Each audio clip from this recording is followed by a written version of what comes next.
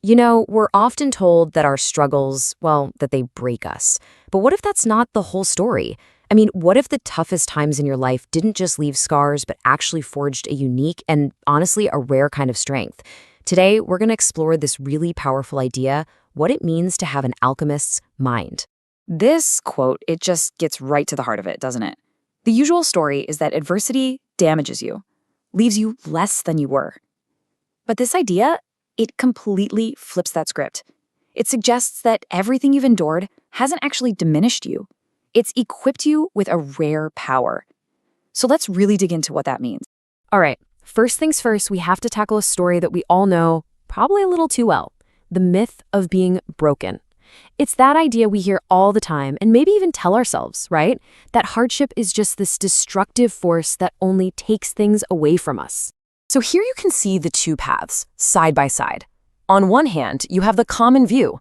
Adversity leaves you broken, like a crumbling pillar. But on the other, you have this reframe.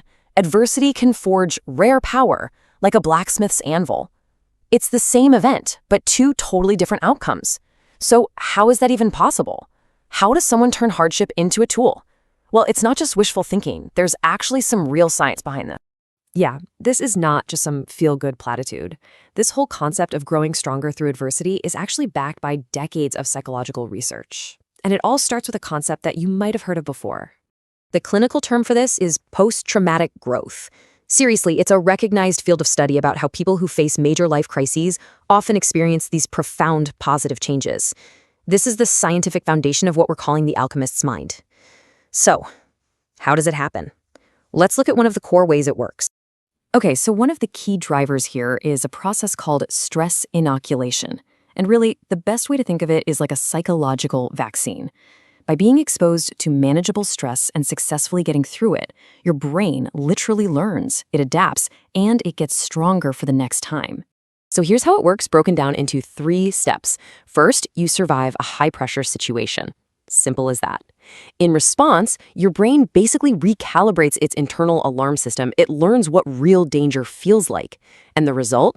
You gain this new capacity for calm right in the middle of chaos because your baseline for what even counts as a crisis has fundamentally shifted. And this very process is what builds those rare strengths we're talking about. So let's talk about the first of these rare strengths. It's a kind of finely tuned sense of hyper-awareness. And this is all about a perception that goes way beyond the obvious.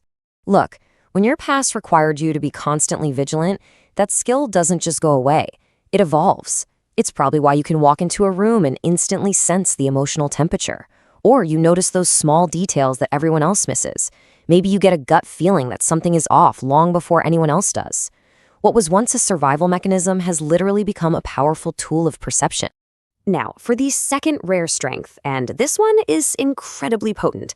It's about a fundamental shift in where you believe the control over your life actually comes from. In psychology, this is known as having an internal locus of control. When you've navigated tough situations where you had to rely on yourself to get through, you can develop this profound belief in your own agency. You learn, deep down, that your choices and your actions really matter, that you are the primary driver of your own life, not just some passenger getting knocked around by external forces. So when you put all of this together, the stress inoculation, that hyper-awareness, the deep sense of control, you arrive at the alchemist's mind. It's the ability to transform the lead of adversity into the gold of personal power. And this, right here, is the core truth of it all.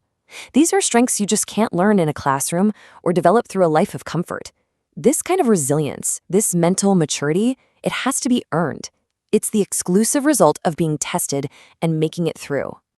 And this is the final, crucial shift in perspective. The focus moves away from what happened to you and zooms in on what you built because of it.